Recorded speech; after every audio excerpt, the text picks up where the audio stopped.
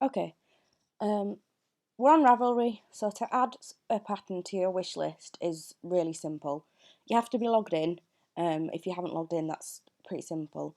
If you go to patterns, obviously whatever pattern you want, I'm going to pick this one, it's at the top of the list. And it's this bit that you're looking at.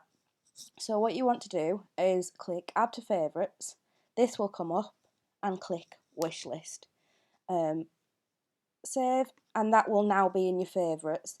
You can check that by going to your notebook and favourites.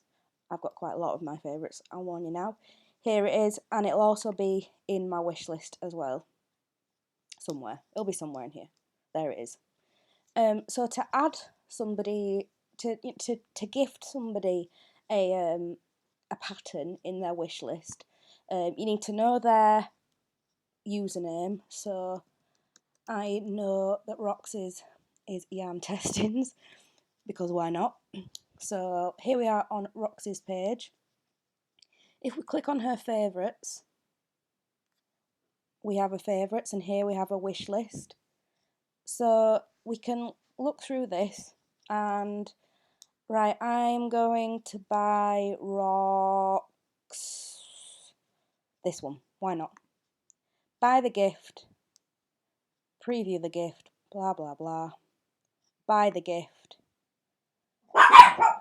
dogs join in, dogs are singing to you. Yeah, it's all through PayPal as you'd normally buy a pattern.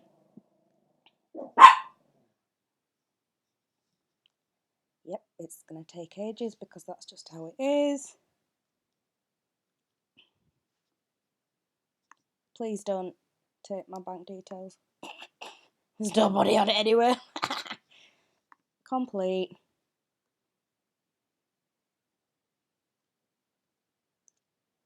And just like you would buy any other pattern for yourself, it's exactly the same.